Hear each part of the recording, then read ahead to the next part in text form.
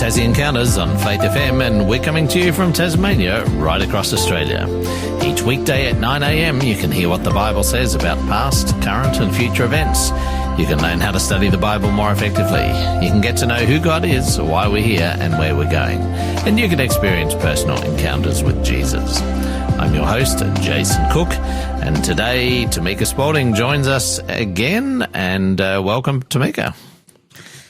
G'day. Good morning. It's good to have you back with us. Yes, I always enjoy coming along. Again, we're not in the same state at the moment, but that's all good, and hopefully you'll be back in Tasmania soon. Yes, only a couple of days and I'll be back. Awesome. Everything goes back, work, school, everything starts for the year. Back to normal. Yes. Well, I know you've been visiting family over in South Australia, and I know you've had some challenges while you've been there as well, but we won't talk about that right now, but God's been with you anyway. He has. So it's good to have you here today. Tamika, we've been talking about this topic of a seed of faith. Our last 5 episodes from last week was a seed of faith, and this is continuing on the same topic. And we had a look at an introduction to what faith is, faith and belief, faith and blessing, faith and listening, faith and purpose. And we've got 4 more topics, I guess, and then a bit of a summary to finish us up for this week as well. Today we're going to be looking at faith and truth. But we've got a question for you to consider this morning. What does having faith mean to you? We'd love to hear from you. Do text us in on 0488 880 891. What does having faith mean to you? And today, faith and truth is our topic, Tamika. I guess I want to just also encourage our listeners, if you've missed out on these previous episodes, you can catch up on them very easily. Just go to the Faith FM website, faithfm.com.au, or you can grab the app from the App Store and you can listen to our past episodes on Tassie Encounters Moments.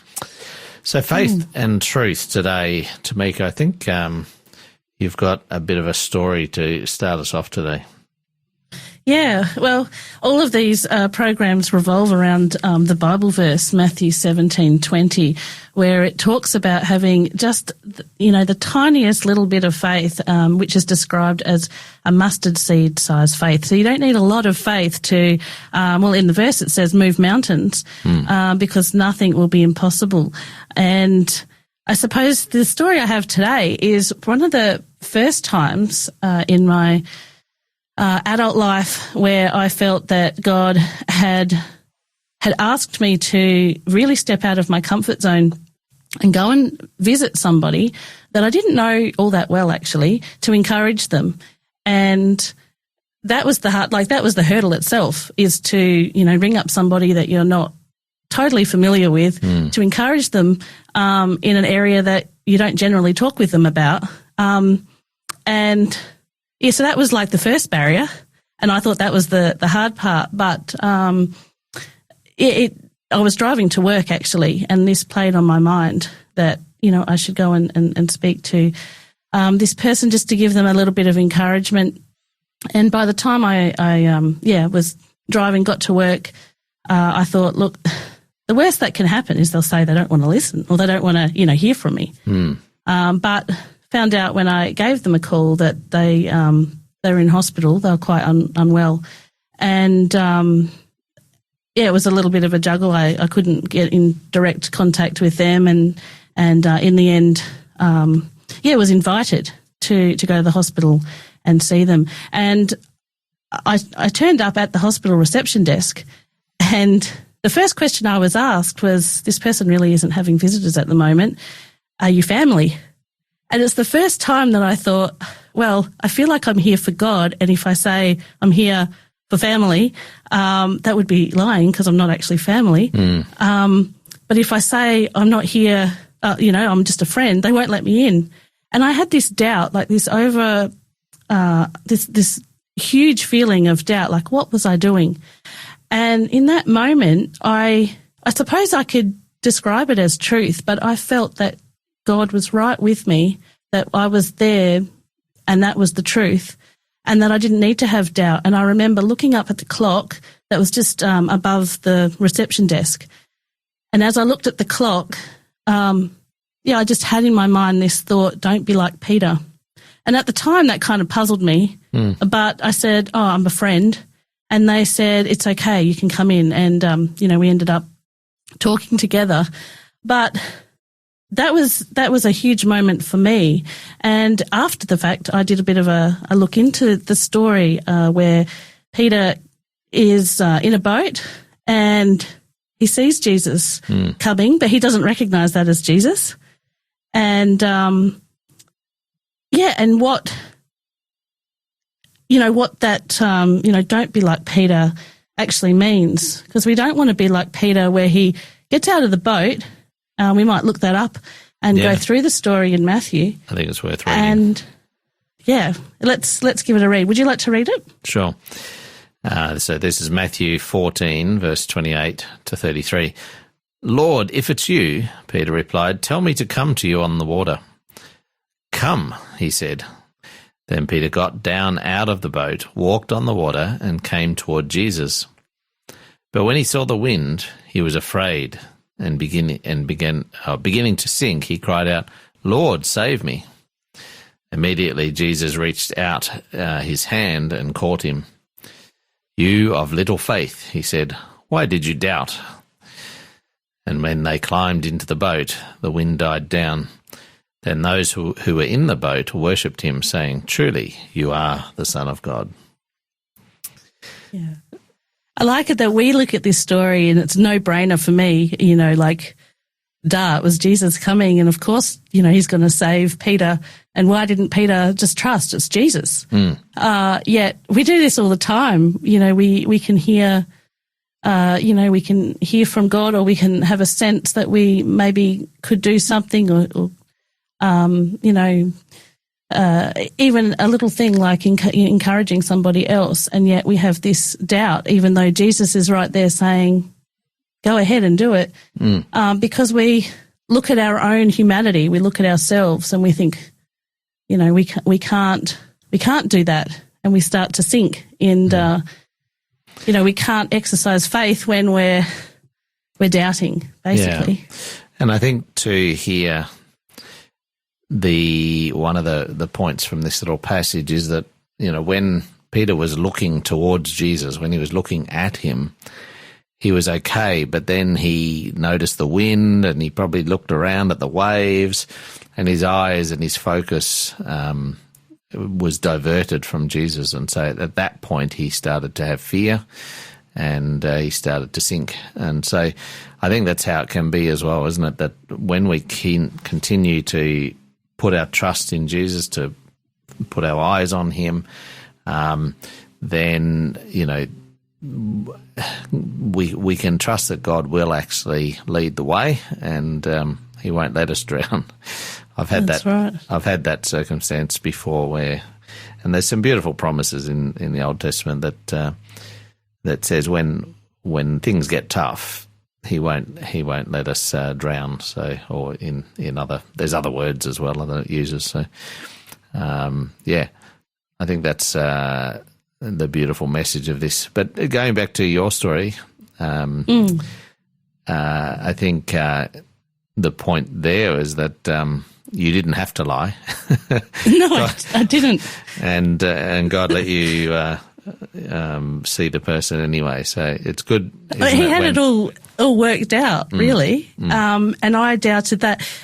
When you talked about Peter looking at the waves and the storm, I mean, it's a logical thing. The boat was, probably being thrown all over the place. It's a logical thing to go, look around and see what's around. I mean, for me in the story, it was the barrier was, you have to be a friend you have to be family to get in, not just a friend.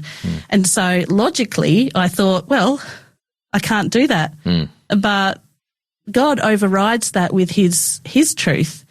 And so we don't, like you said, we can keep our eyes on him. He's already got it worked out despite what things look like around us. And it's so easy distracted by things around us, by our own negative thoughts and other things. And I think you've got a few points just to finish us off today, which are worth sort of going through here, because our negative self-talk is often something that really gets in the way, isn't it? That when God asks us to do something, we start to say things like, oh, no, we're not good enough, we're not competent, etc. And I think what I've learned is that if God's asked us to do something, then whatever we give and whatever we offer willingly, he will use. And it might not be, you might not feel like it's good enough, you might not feel like you're good enough, but God can still use that. But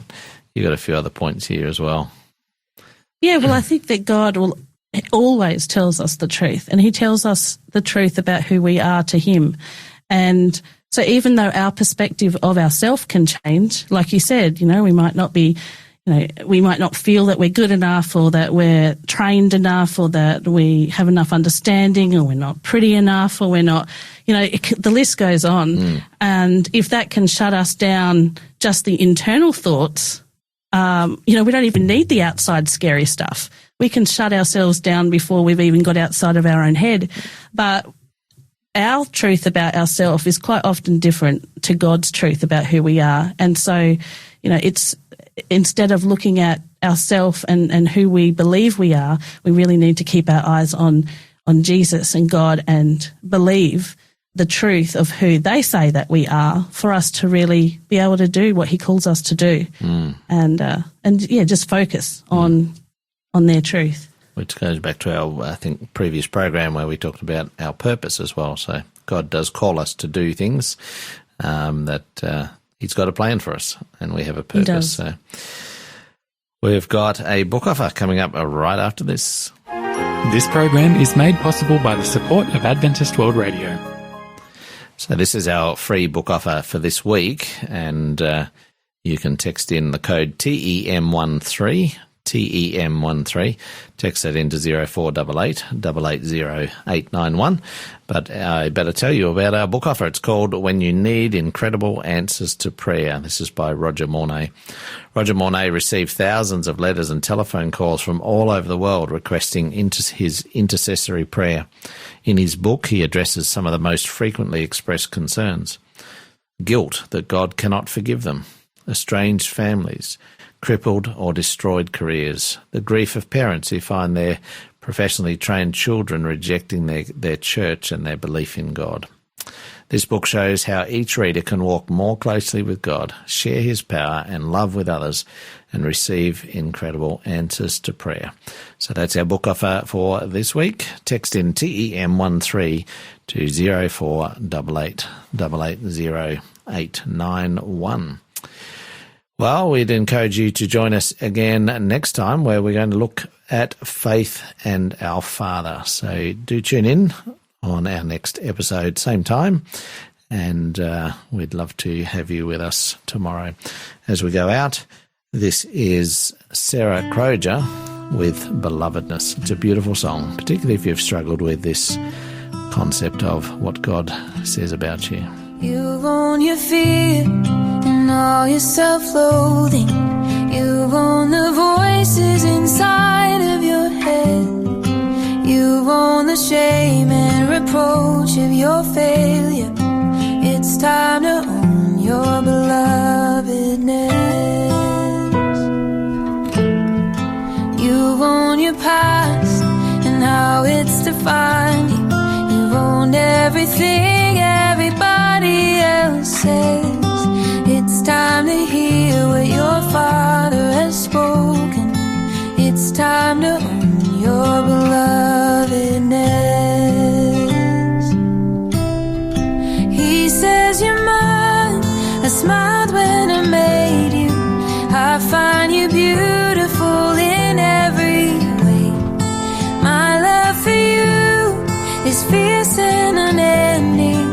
I'll come to find you, whatever it takes, my beloved.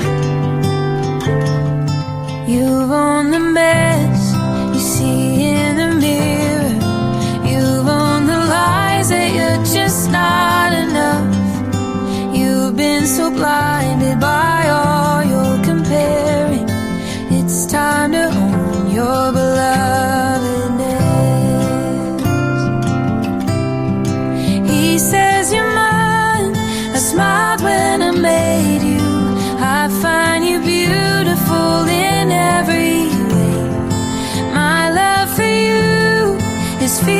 isn't an ending. I'll come to find you, whatever it takes, my beloved.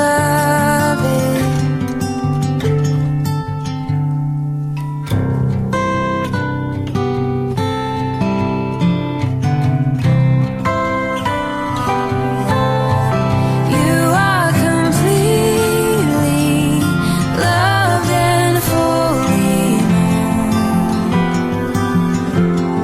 Beloved, believe He died to make your heart His home. And He says you're mine. I smiled when I made you. I find you beautiful in every way. My love for you is fierce and unending. I'll come to find you, whatever it takes. He says you're mine. I smiled when I made you. I find you beautiful in every way. My love for you is fierce and unending. I'll come to find you, whatever it takes, my beloved. It's time to own your belovedness.